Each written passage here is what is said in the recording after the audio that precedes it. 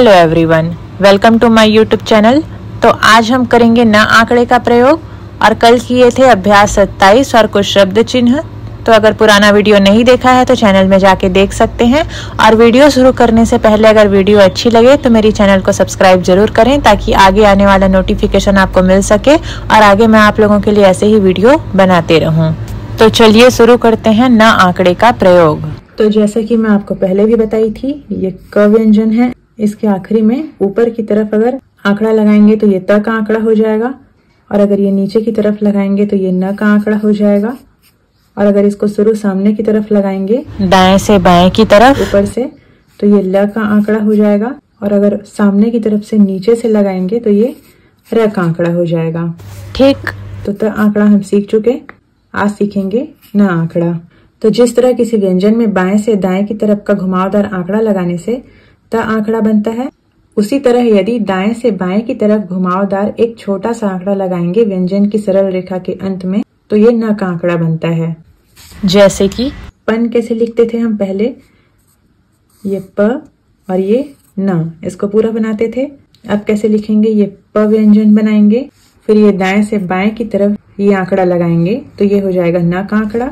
तो ये आंकड़ा दाएं से बाएं की तरफ लगेगा तो ये हो जाएगा पन। जैसे कि टन लिखना है तो ये ट बनाएंगे और दाएं से बाएं की तरफ ये आंकड़ा लगाएंगे तो ये हो जाएगा टन।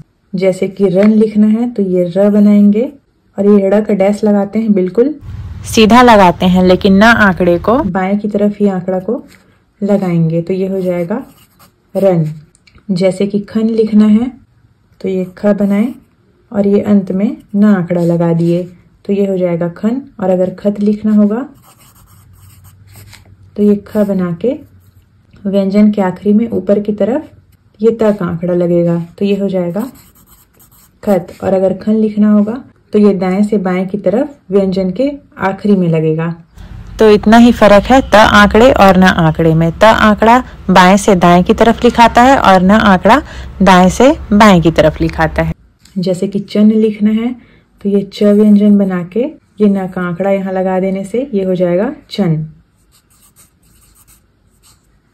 अब देखिए ये न आंकड़ा को वक्र रेखा में कैसे लगाएंगे। तो वक्र रेखा में यह आंकड़ा व्यंजन के अंदर उसके अंत में छोटा सा घुमाव देके बनाया जाता है। देखिए जैसे ये स और ये न, तो ये हो जाएगा सन।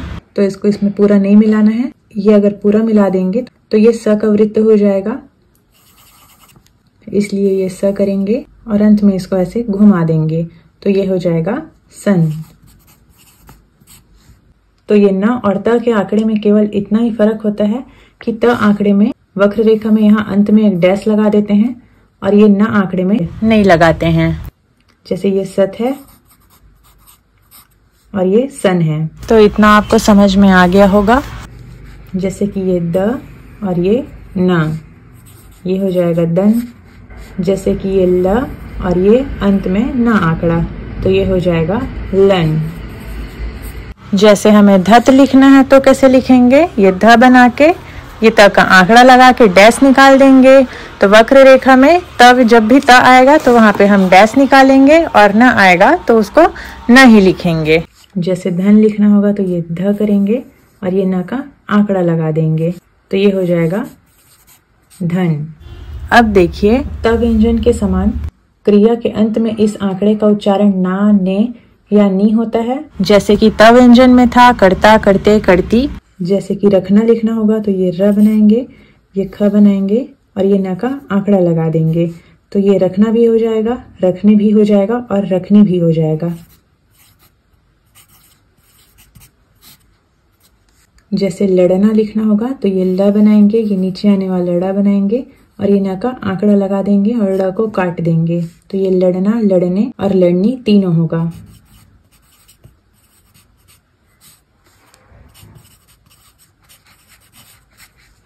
जैसे मारना लिखना होगा तो ये म बनाएंगे, ये र बनाएंगे और ये न का आंकड़ा लगा देंगे, म के बाद में डैश, तो ये मारना, मारने और मारनी तीनों होगा।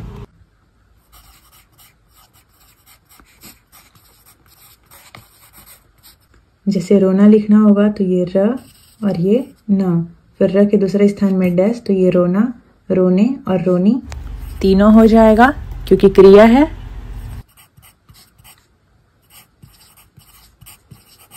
जैसे ये ल व्यंजन और ये न आंकड़ा, फिर ल के बाद में स्वर बिंदी, तो ये लेना, लेने, लेनी तीनों होगा। तो क्रिया में ना, ने, नी तीनों होगा और संज्ञा के अंत में अगर ये आंकड़ा आएगा तो इसका मतलब केवल ना होगा। और यदि कोई मात्रा न के बाद में आएगी तो वो ना आंकड़ा न लिखकर पूरी रेखा लिखी जाएगी। जैसे ये है कान, कान, और अगर काना लिखना होगा तो ये क बना के यहाँ पे न को पूरा बनाएंगे। जैसे शान लिखना है तो ये स व्यंजन और ये न का आंकड़ा। जैसे पान लिखना है तो ये प व्यंजन और ये न का आंकड़ा, तो ये हो जाएगा पान। या जैसे मान लिखना है, ये म और ये न का आंकड़ा, तो ये हो जाएगा मान। और अगर संज्ञा के बाद में कोई स्वर आएगा तो ना आंकड़ा ना बना के उसको पूरा बनाएंगे। और जब क्रिया के अंत में आएगा तो वो ना, ने, नी मुहावरे के अनुसार पढ़ा जाएगा। अब देखिए ये ना का आंकड़ा त आंकड़े के समान बीच में भी आता है। जैसे कि ये प त का आंकड़ा और ये प, तो ये हो जाता है पतप। ठीक उसी प्रकार ये प बनाएंगे, ये ना का आंकड़ा लगाएंगे दाएं से बाएं की तरफ और फिर से प बनाएंगे, तो ये हो जाएगा पनप। जैसे कि कनक लिखना है तो ये क बनाएंगे, ये ना का आंकड़ा लगाएंगे, उसके बाद फिर से क जोड़ देंगे, तो ये हो जाएगा कनक। जैसे चनप लिखना होगा तो ये च बनाएंगे, ना का आंकड़ा लगाएंगे और ये प जोड़ देंगे, तो ये हो जाएगा चनप। अब देखिए त का आंकड़ा वक्र रेखा में बीच में लगकर नहीं आता है। जैसे कि मतलब लिखना था तो ये म, यहाँ पे ये त नहीं बनेगा, ये ऐसे यहाँ पे रेखा बिगड़ जा रहा था। लेकिन ये जो ना का आंकड़ा है वो वक्र रेखा में भी लगकर बीच में आता है। जैसे कि देखिए ये है त और ये ना का आंकड़ा और ये ना, तो ये है तनन। लेकिन अगर ये ततन होता तब यहाँ पे बीच में ये आंकड़ा नहीं आता क्योंकि त आंकड़े में डैश रहता है। जैसा कि आपको पहले भी बताई थी कि वक्र रेखा में त आंकड़े को डैश के साथ में लिखेंगे क्योंकि बिना डैश के साथ में न का आंकड़ा होता है। जैसे कि सनन लिखना है तो ये स बनाएंगे, ये न का आंकड़ा लगाएंगे और ये न बनाएंगे, तो ये हो जाएगा सनन। जैसे कि सनर लिखना है तो ये स, ये न का आंकड़ा और ये र, तो ये हो जाएगा सनर। जैसे कि लनर लिखना है तो ये ल बनाए, ये ना का आंकड़ा लगाए और ये र कर दिए, तो ये हो जाएगा लनर। तो इस प्रकार से न आंकड़ा त के समान बीच में भी आता है। केवल अंतर ये है कि त का आंकड़ा वक्र रेखा में लग के बीच में नहीं आता है और न का आंकड़ा वक्र रेखा में भी लग के बीच में आता है। फिर है मात्रा का नियम। तो जब यह न का आंकड़ा किसी व्यंजन की दो रेखाओं के बीच में आता है तो इसका अर्थ केवल न होता है। और अगर मात्रा लगाना होगा तो जैसे त व्यंजन में, जैसे स व्यंजन में लगा रहे थे, तो इसका भी इसमें यही नियम रहता है। जैसे कि पन्नसारी लिखना है तो ये प बनाएंगे, न का आंकड़ा लगाएंगे, ये स बनाएंगे और ये र बनाएंगे। अब स के बाद में आ का स्वर, र के बाद में तीसरे स्थान में स्वर, तो ये हो जाएगा पन सा री। अब जैसे कि बनीज लिखना है तो ये ब बनाएंगे, न का आंकड़ा लगाएंगे और ज कर देंगे। अब यहाँ पे न के स्वर को ज के पहले लगाएंगे, तो ये हो जाएगा ब, फिर ये नी और ये ज। जैसे बनेठी लिखना है तो ये ब बनाएंगे, न का आंकड़ा लगाएंगे और ये ठ कर देंगे। अब न के स्वर को ठ के पहले लगाएंगे तो ये हो जाएगा ब, ये ने और ये ठी के लिए तीसरे स्थान में स्वर, तो ये हो जाएगा बनेठी। जैसे चूनादानी लिखना है तो ये च बनाएंगे, न का आंकड़ा लगाएंगे और ये द बनाएंगे और ये न बनाएंगे। अब यहाँ पे च के तीसरे स्थान के स्वर को यहाँ लगाएंगे, ये हो जाएगा चू। उसके बाद में न के स्वर को द के पहले, तो ये हो जाएगा ना। फिर है द के बाद में प्रथम स्थान में डैश और न के तीसरे स्थान में डैश, तो ये हो जाएगा चूनादानी। जैसे कि तानना लिखना है तो ये त बनाएंगे, ये न बनाएंगे और फिर से न बनाएंगे। त के बाद में डैश, ये हो जाएगा तान। अब न के बाद में फिर से प्रथम स्थान में डैश, तो ये हो जाएगा तान ना। अब मान लीजिए हमें खनिज लिखना है, तो ये ख बनाएंगे, ये न का आंकड़ा लगाएंगे और ये ज करेंगे। तो देखिए यहाँ पे रेखा अच्छी नहीं बन रही है, यहाँ पर हमको हाथ को घुमाना पड़ रहा है। तो इसके लिए जब न आंकड़े के साथ में अगर दूसरा अक्षर आसानी से नहीं मिल रहा है या लिखने में थोड़ा रुकावट हो रहा है, तो ऐसे में हम न का आंकड़ा नहीं लगा के इसको पूरा बनाएंगे।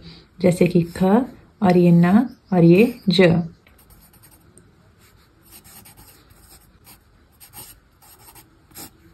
तो इससे ज़्यादा आसान ये बन रहा है। देखिए ये ख, ये न, यहाँ पे हमको तो रोकना पड़ रहा है हाथ, उसके बाद में फिर ज, और कभी यहाँ पे न का आंकड़ा नहीं बनेगा तो ये ज ही पढ़ डालेंगे। इसके लिए जब शब्द ठीक से ना बने तो हम आंकड़ा को नहीं लिख के इसको पूरा बनाएंगे। ये देखिए ये ज़्यादा आसानी से बन गया।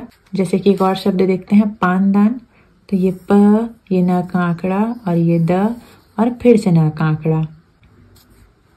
तो देखिए यहाँ पे फिर से हमको प व्यंजन बना के न बना के फिर द बना के न बनाने में इसमें ज़्यादा समय लग रहा है, इसलिए हम इसको प व्यंजन बना के न को पूरा बना के ये द बना के न का आंकड़ा लगाएंगे, फिर ये स्वर। तो ये हो जाएगा पानदान। तो ये था ना आंकड़े का प्रयोग। तो जैसा हम त आंकड़ा सीखे हैं ये भी बिल्कुल वैसी है, बस इसका स्थान अलग है। ये दाएं से बाएं की तरफ लिखाता है और त आंकड़ा बाएं से दाएं की तरफ लिखा रहा था। तो आज के लिए इतना ही। कुछ भी समझ में नहीं आया होगा तो कमेंट करके पूछ सकते हैं। वीडियो पसंद आएगा तो लाइक कीजिएगा, चैनल को सब्सक्राइब कीजिएगा और शेयर कीजिएगा। Thanks for watching.